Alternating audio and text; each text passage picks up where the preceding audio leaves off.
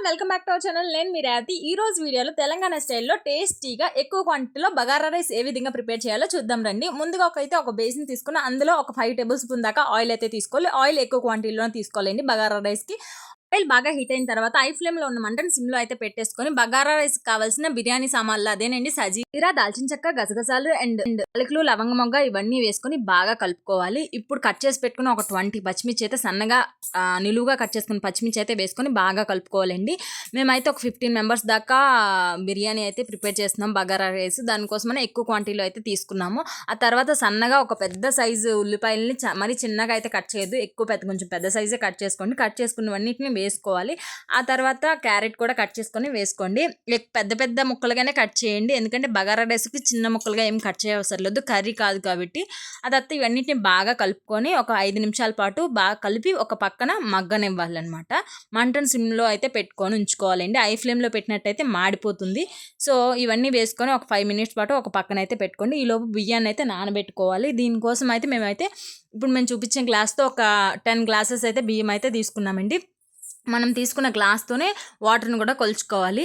And ఇవన్నీ మగ్గిన తర్వాత అల్లం వెల్లుల్లి పేస్ట్ కూడా యాడ్ చేసుకున్నాం. మేమైతే అల్లం వెల్లుల్లి పేస్ట్ వేసుకొని బాగా పక్కన అయితే ఉంచుకోవాలి. ఒక 5 మినిట్స్ పాటు మగ్గనివ్వాలి.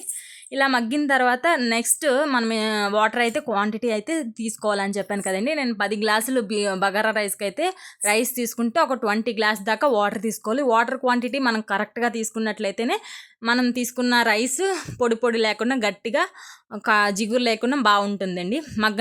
ఆనియన్స్, క్యారెట్, ఆలు బాగా మగ్గిన తర్వాత మెత్తగా అయిన తర్వాత వాటర్ అయితే యాడ్ చేసుకోవాలండి. నేను 20 గ్లాసెస్ ఆఫ్ వాటర్ అయితే యాడ్ చేశాను. నేను 10 గ్లాసెస్ ఆఫ్ రైస్ తీసుకున్నాను కాబట్టి 20 గ్లాసెస్ అయితే యాడ్ చేసుకున్నానండి. కరెక్ట్ క్వాంటిటీలో అయితే వాటర్ అయితే తీసుకోవాలి. వాటర్ క్వాంటిటీ ఎక్కువైనా తక్కువైనా టేస్ట్ అయితే బాగోదు అండ్ జిగురు అయిపోతుంది. అప్పుడు సాల్ట్ అయితే వేసుకోవాలి. సాల్ట్ సరిపోయిన క్వాంటిటీలో వేసుకోవాలండి. ఒకవేళ తక్కువైనా మళ్ళీ ఒకసారి చెక్ చేసుకొని వేసుకోండి, కానీ ఒకేసారి ఎక్కువ అయితే వేసేవద్దు.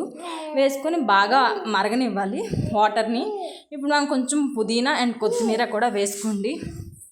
వేసుకొని ఒక 5 మినిట్స్ దాకా మూత పెట్టి బాగా మరగనివ్వండి. వాటర్ని తలతల పొంగులు వచ్చే వరకు మరగాలండి. అప్పుడే టేస్ట్ అయితే బాగుంటుంది.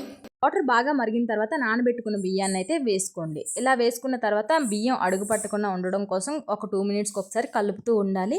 ఇలా కలిపిన తర్వాత ఒక 5 మినిట్స్ పాటు మూత పెట్టేసి ఉంచేయాలి. ఇప్పుడు దగ్గరగా మగ్గిన రైస్ని ఒకసారి తీసుకోవాలండి. అడుగు పడుతుందా లేదో చెక్ చేసుకోవాలి.